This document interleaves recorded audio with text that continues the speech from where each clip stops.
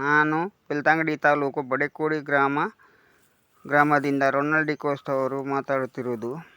ನಾನು ಈ high tech ದೊಂಟಿಯವರದ್ದು bio growth ಮತ್ತು ಬಯೋ ಶಮನ ಈ ಮದ್ದನ್ನು ಸಿಂಪಡಿಸೋದ್ರಿಂದ ನನ್ನ ತೋಟದಲ್ಲಿ ಗೊನೆಗಳು ಮತ್ತು ಇದು ಉದುರುವುದು ಮತ್ತು ಗೊನೆಗಳು ಸಾಯುವುದನ್ನು ಭಾಳ ವಿಪರೀತವಾಗಿದ್ದರಿಂದ ಈ ಮದ್ದನ್ನು ಸಿಂಪಡಣೆ ಮಾಡಿದ್ದರಿಂದ ನನ್ನ ಈ ಥರದ ರಿಸಲ್ಟ್ ಬಂದಿದೆ ಈ ಸಲ.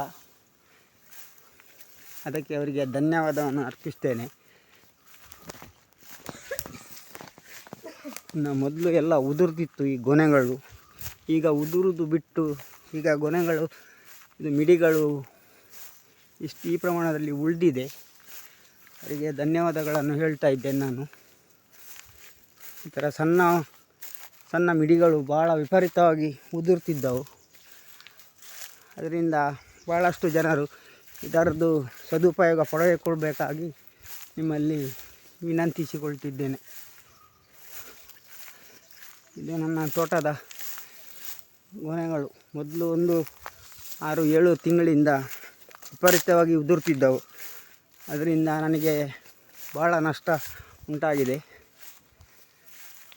ಈಗ ಈ ಮದ್ದಿನ ಪರಿಣಾಮದಿಂದ ಗೊನೆಗಳು ಸಾಯೋದು ಮತ್ತು ಮಿಡಿಗಳು ಉದುರುವುದು ಕಡಿಮೆ ಆಗಿದೆ. ಎಲ್ಲರೂ ಈ ಮದ್ದಿನ ಸದುಪಯೋಗವನ್ನು ಮಾಡಿಕೊಳ್ಳಬೇಕಾಗಿ ಕೇಳಿಕೊಳ್ತೇನೆ.